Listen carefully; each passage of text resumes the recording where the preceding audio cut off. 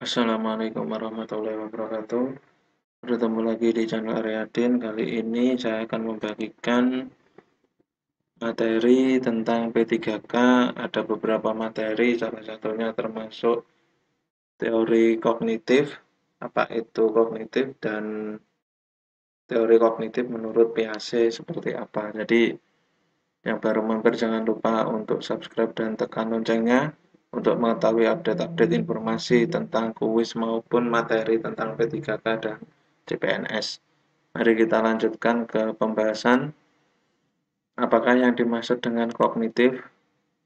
Jawabannya adalah kognitif atau pemikiran adalah istilah yang digunakan oleh ahli psikologi untuk menjelaskan semua aktivitas mental yang berhubungan dengan persepsi, pikiran, ingatan, dan pengolahan informasi yang memungkinkan seseorang memperoleh pengetahuan, memecahkan masalah, dan merencanakan masa depan, atau semua proses psikologis yang berkaitan bagaimana individu mempelajari, memperhatikan, mengamati, membayangkan, memperkirakan, menilai, dan memikirkan lingkungannya.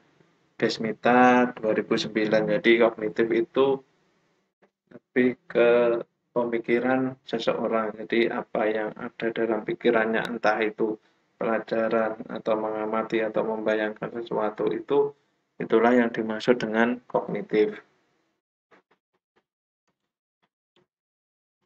Selanjutnya ada berapa tahapkah perkembangan kognitif menurut Piaget? Jelaskan secara singkat. Jawabnya ada 4 tahap perkembangan kognitif siswa menurut Piaget, yaitu yang pertama tahap sensori motor ini usia 0 sampai 2 tahun. Pada tahap sensori motor 0 sampai 2 tahun, seorang anak akan belajar untuk menggunakan dan mengatur kegiatan fisik dan mental menjadi rangkaian perbuatan yang bermakna. Pada tahap ini, pemahaman anak sangat bergantung pada kegiatan atau gerakan tubuh dan alat-alat indera mereka. Jadi, lebih dominannya ke alat indera atau gerakan-gerakan tubuh. Maka dari itu, jika ada orang tua yang mempraktekkan untuk memberi contoh gerakan, biasanya akan diikuti oleh anak. Yang kedua, tahap pra-operasional itu usia 2 sampai 7 tahun. Pada tahap pra-operasional 2 sampai 7 tahun, seorang anak masih sangat dipengaruhi oleh hal-hal khusus yang didapat dari pengalaman menggunakan indera, sehingga ia belum mampu untuk melihat hubungan-hubungan dan menyimpulkan sesuatu secara konsisten. Jadi ini masih melihat sesuatu itu menggunakan inderanya. Nah, ini ada benda panas, kalau dipegang panas itu warna merah karena melihatnya, tetapi tidak bisa menyimpulkan sesuatu secara konsisten, yaitu pada tahap pra-operasional. Tahap berikutnya yaitu tahap yang ketiga, tahap operasional konkret, itu usia 7 sampai 11 tahun. Ini pada tahap operasional konkret 7 sampai 11 tahun, umumnya anak sedang menempuh pendidikan di sekolah dasar. Di tahap ini, seorang anak dapat membuat kesimpulan dari suatu situasi nyata atau dengan menggunakan benda konkret dan mampu mempertimbangkan dua aspek dari suatu situasi nyata secara bersama-sama. Misalnya antara bentuk dan ukuran. Jadi ini pada anak usia sekolah dasar, utamanya yang kelas bawah, ini masih supaya bisa memahami mata pelajaran itu biasanya dengan model-model pembelajaran yang nyata, benda-benda yang nyata. Untuk menghitung benda itu biasanya menggunakan lidi, entah apa, atau buah, penjumlahan, pengurangan seperti itu. Jadi dia dapat belajar jika bendanya itu nyata atau konkret. Yang tahap terakhir ini tahap operasional formal, ini lebih dari 11 tahun, ini berarti usia SMP ke atas. Pada tahap operasional formal atau lebih dari 11 tahun, kegiatan kognitif seseorang tidak mesti menggunakan benda nyata. Tahap ini merupakan tahapan terakhir dalam perkembangan kognitif. Jadi tanpa menggunakan benda nyata itu sudah paham. Misalnya angka 1, 2, 3 itu kan tidak nyata. Angka itu kan tidak nyata, huruf juga tidak nyata, tetapi dia sudah bisa untuk membedakan ini angka 1, 2, 3, 4, dan 5. Jadi ini merupakan tahap operasional formal. Jadi 4 tahap perkembangan kognitif menurut PAC yaitu tadi yang pertama tadi tahap sensori motor, yang kedua tahap pra-operasional, yang ketiga tahap operasional konkret, dan yang terakhir tahap operasional formal yaitu usia lebih dari 11 tahun. Selanjutnya ada berapa tahapkah perkembangan moral? Kalau tadi perkembangan kognitif menurut PAC, ini perkembangan moral menurut teori Kohlberg. Jelaskan secara singkat.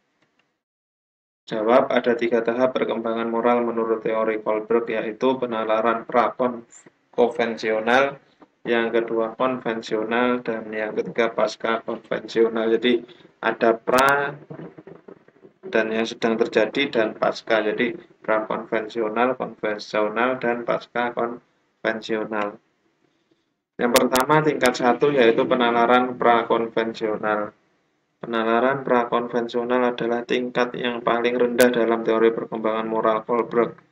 Pada tingkat ini, anak tidak memperlihatkan internalisasi nilai-nilai moral. Penalaran moral dikendalikan oleh imbalan hadiah dan hukuman eksternal. Contohnya, dalam dunia pendidikan, peserta didik mau belajar kalau mendapatkan hadiah uang. Mau belajar atau biasanya diiming-imingin kalau juara kelas itu mendapatkan sepeda. Jadi, dia mau itu karena ada imbalan atau hukuman. Misalnya lagi, kalau terlambat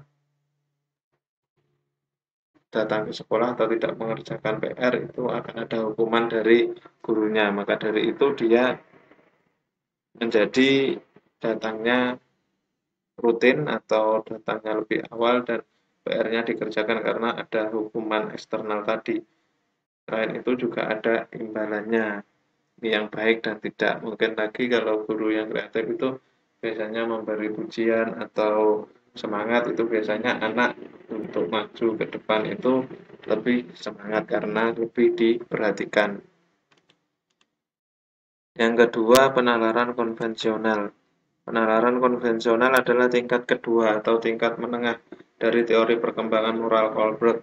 Seorang menaati standar-standar internal tertentu, tetapi mereka tidak mentaati standar-standar internal orang lain, seperti orang tua atau masyarakat.